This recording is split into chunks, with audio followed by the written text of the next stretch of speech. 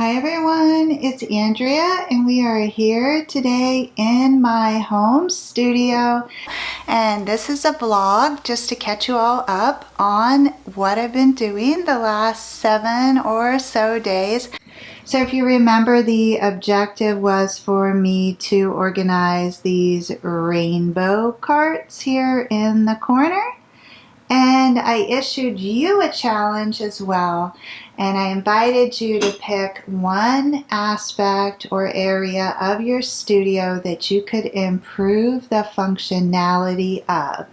So I just finished organizing those awesome carts today, and I'm going to give you a look inside. I'm going to show you the before and the after. I had 16 colorful junk drawers. I will soon give you a peek inside of there, but first, what I'm most excited about that I want to give you a look at is this amazing bookcase that arrived yesterday. I assembled it myself. I am really happy with it and pretty proud of myself for putting that together. So there are little knobs that I could install here. I opted not to, and I just open them from the top there. Up top there on the left is my happy-go-lucky patchwork backpack. You can find a tutorial for that on the YouTube channel. This is my Friendship Circle quilt, which we have one more month left in the very first Friendship Circle quilt, and then we're starting over. So now is a great time for you to join us, and you can be a part of year 2. I will also put the link to the Friendship Circle down in the notes. It's free. We meet once a month and we make one new block a month. So it really is a great way to learn more about quilting. Then this is the project that we are going to be making together on Friday of this week. It's a great little travel patchwork backpack. Love that. This is the little all aboard bag we made the week before last.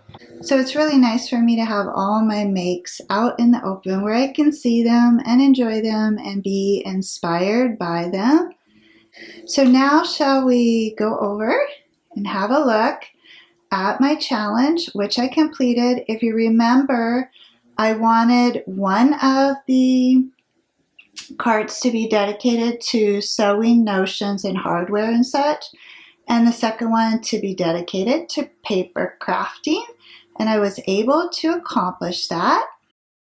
Pretty hardware, nice and accessible and sorted beautifully.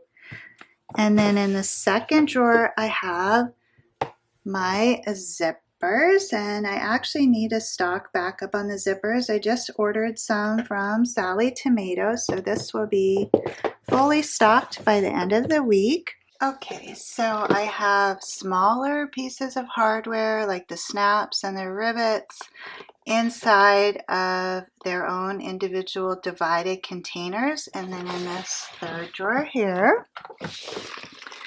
And then this is not sewing related, but it is arts and crafts. I have the pipe cleaners, which actually you can use to get the dust out of the machine.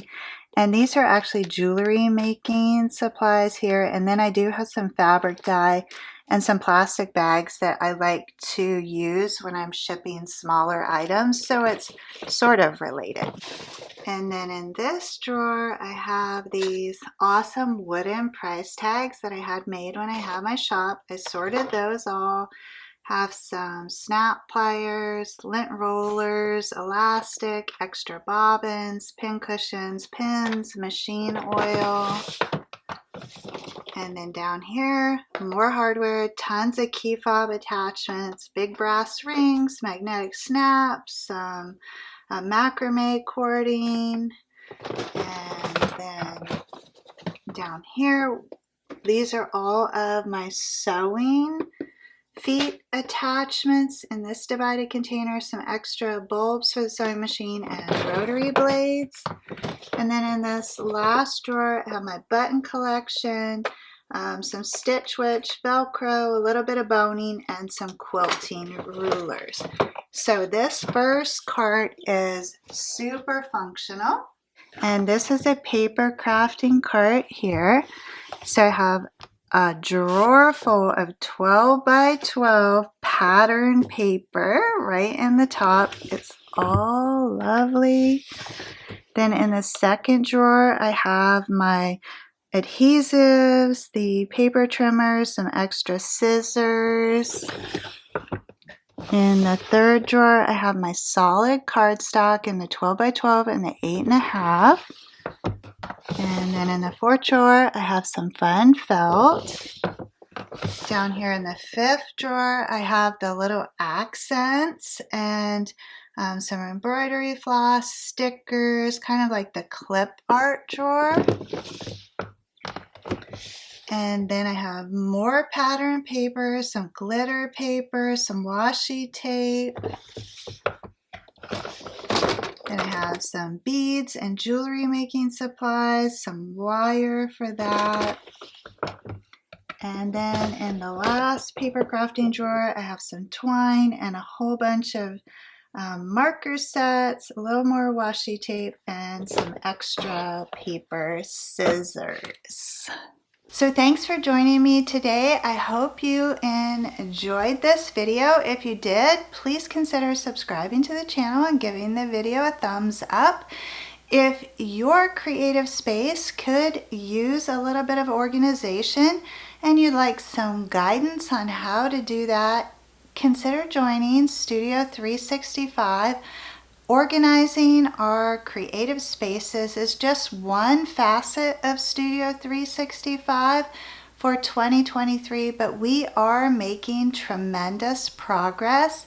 If you go back to my first video in January and have a look at this space versus what the space looks like today, that is evidence enough that we are making tremendous progress. But I am not the only one who's participating in this year-long challenge. So it's never too late to reclaim your creative space. If you would like some guidance as to how to do that, Studio 365 is a wonderful resource for you. It's a membership community. It's $8 a month. In addition to organizing our studios, we also meet once a month to talk about hand embroidery, paper crafting. This month we're talking about junk journals. And then every Tuesday at noon we hang out for 2 hours and sew together. It's called Sew Whatever. You can sew anything you want. So it is a brand new community. I started at the beginning of the year and it is growing.